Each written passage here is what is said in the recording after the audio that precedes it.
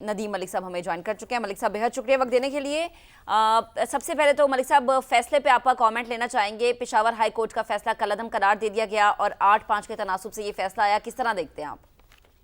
मुझे लगता है सुप्रीम कोर्ट ने आज बहुत बहादुरी का मुजाहरा किया है और वो जो माजी के इनके मुख्तलिफ नौयत की मसलतें आती थी फैसले करते हुए, मुख्तलिफ किस्म के इनके फैसलों के अंदर रिफ्लेक्शन आती थी। माजी हमारा यही है, दबाव का इजहार होता था, कभी फैसला एक करते हुए कभी दूसरा करते हुए। खास तौर पर जो बड़े सियासी फैसले थे उसके अंदर माजी सारा हमारा इसी तरह के फैसलों से दागदार है। लेकिन ये आज वाला फैसला बहादुरी वाला फैसला है और इसके अंदर उन्होंने इलेक्शन कमीशन ने जो सुप्रीम कोर्ट के फैसले की गलत तशरीह की थी उसको खुद से बड़े वाज़ेह अंदाज से माना है। पीटीआई का जो बल्ले का निशान छीना जाना था उसको गलत करार दिया। जो हम लोग बार बार कहते थे टीवी चैनल पे बैठ के कि ये एक फैसला जिसने इलेक्शन कमीशन ने किया और सुप्रीम कोर्ट ने उसकी तौसीक कर दी, कि हम लोग यही कहते थे कि सुप्रीम कोर्ट ने तौसीक की और एक बड़ी सियासी जमात को इंतखाबी अमल से बाहर कर दिया, ये गलत है। तो सुप्रीम कोर्ट ने कहा नहीं, हमारे तो फैसले की इंटरप्रिटेशन ही गलत की है, हमने तो सियासी जमात को बाहर निकाला ही नहीं।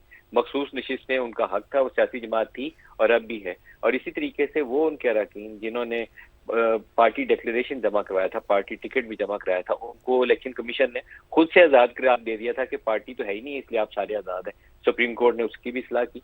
तो बहुत बड़ा फैसला है और इसके बहुत दूरदराज सियासी नताइज भी मुरतब होंगे।